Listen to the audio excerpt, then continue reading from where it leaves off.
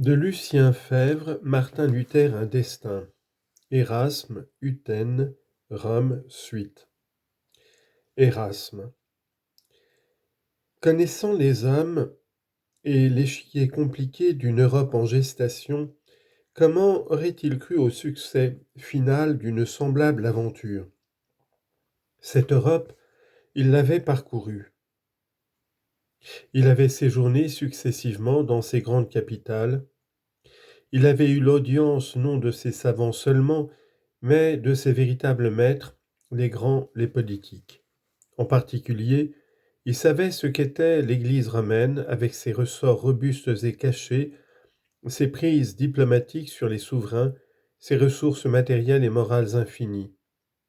Il n'avait garde d'en sous-estimer la puissance, et il se rendait compte que pour changer comme il le désirait, mais à sa façon qui n'était pas celle d'un Luther, les bases traditionnelles de la vie chrétienne, il sentait avec force que pour faire triompher cette philosophie du Christ, cette religion de l'esprit qu'il exposait et prêchait avec une conviction dont il faut se garder de douter, et une ardeur qui n'était point sans péril, la condition préalable absolument nécessaire, c'était de rester dans le giron de l'Église, de la travailler du dedans avec continuité, mais sans brutalité ni fracas, et de ne jamais s'en séparer ou s'en laisser expulser par une rupture violente qui d'ailleurs répugnait à ses sentiments autant qu'à son esprit.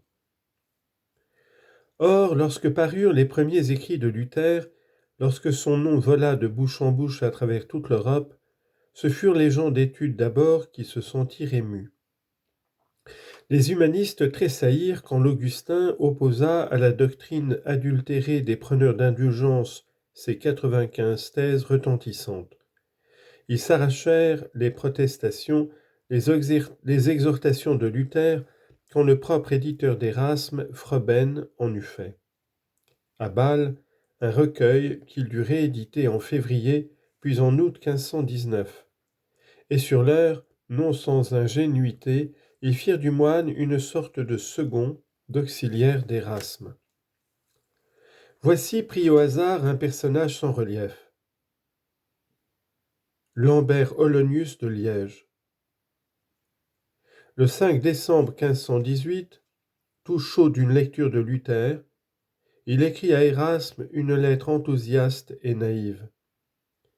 Combien d'autres comme lui, gens de bonne volonté, rapides à juger sur les apparences, constatent eux aussi que l'Augustin les rend plus libres à l'égard des observances.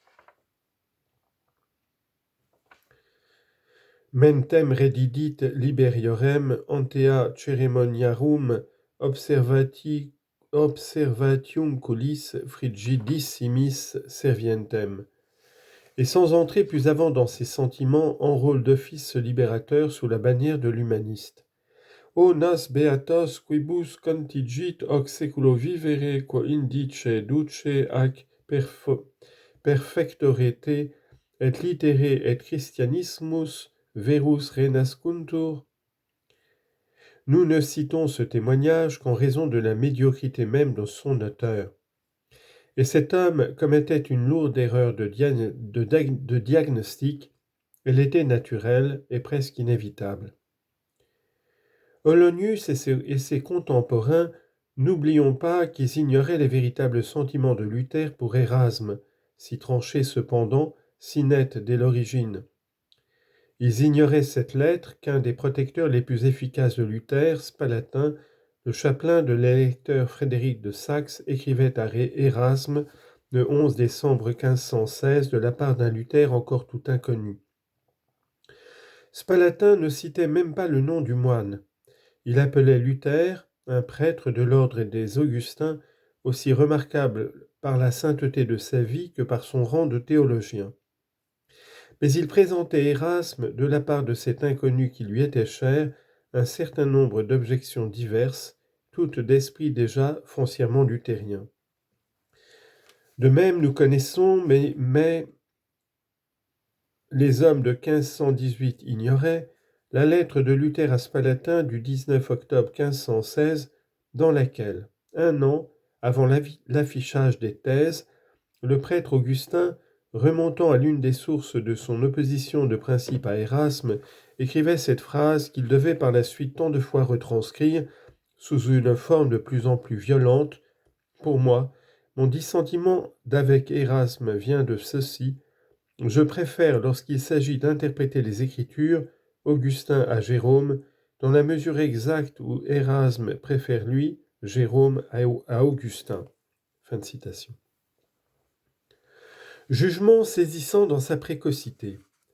Déjà l'on songe à tous les textes ultérieurs où s'étellera cette double haine si significative. Pour ne citer que à ces propos de 1533, presque juxtaposés dans le recueil de Cordatus, citation, « Je hais Erasme du fond du cœur » et « Point d'auteur que je haïsse autant que Jérôme. Inter scriptores nullum eque odi ut Hieronymum. » Saint Jérôme, le saint patron des humanistes et dont 100 tableaux sans gravure de ce temps nous montrent, dans un cabinet où l'on croit entendre le silence, la bonne silhouette du vieux savant Candide, assis à sa table devant de gros livres, un lion placide sommeillant à ses pieds. Sur le mur, le pittoresque d'un vaste chapeau cardinalice. Mais à quoi bon ces textes de 1533 ?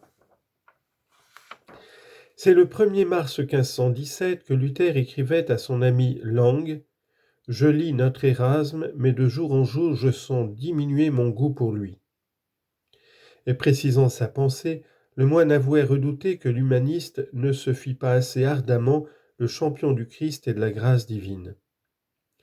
Avec dédain et clairvoyance, il portait sur ces doctrines théologiques ce jugement assuré, citation, « En ces matières, Erasme est bien plus important que Lefèvre d'Étaples. Ce qui est de l'homme l'emporte en lui sur ce qui est de Dieu. » Fin de citation. Tous ces textes, si décisifs, si nets, les hommes de ce temps ne les connaissaient point. Ils ne pouvaient même pas en deviner l'existence. Comment l'auraient-ils fait ?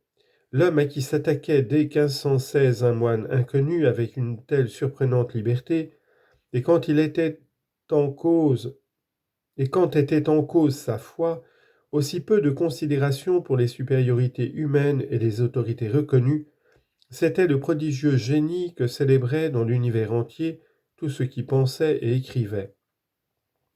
C'était l'humaniste de 51 ans déjà, en pleine possession de sa maîtrise intellectuelle, qui, au prix d'un effort vraiment surhumain, accomplissant en 8 mois le labeur de 6 ans, venait de publier chez Froben coup sur coup les 10 énormes volumes de son Saint Jérôme, 1er avril au 26 août 1516.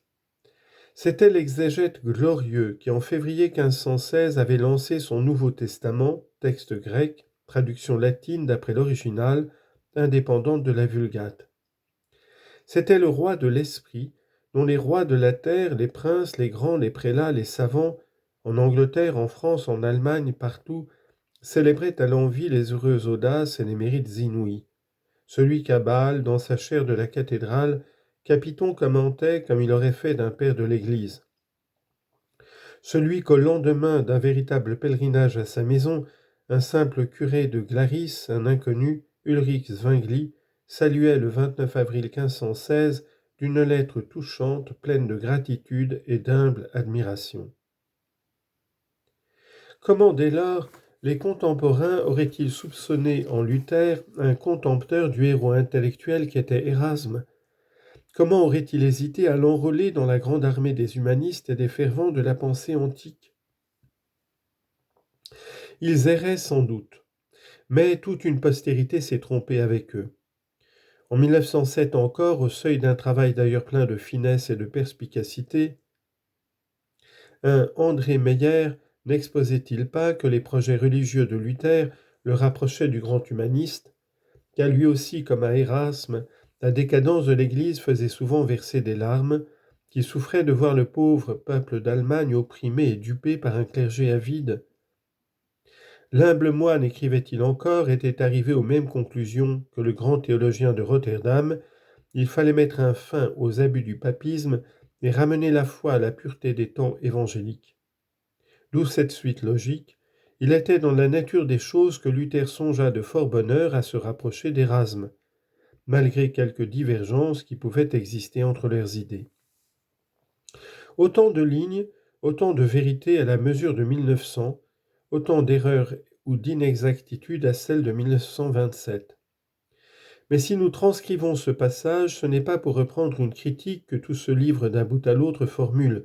Ce n'est pas pour dresser en face de ces affirmations le catégorique, l'irréconciliable Du bist nicht fromm que déjà Luther a formulé dans son cœur en lisant Érasme. C'est parce que ce texte du XXe siècle nous aide fort bien rétrospectivement à comprendre un fait très grave du XVIe siècle, la naissance et l'élaboration, entre 1516 et 1520, d'un malentendu, ou si l'on veut d'une équivoque, entre Luther et les érasmisans.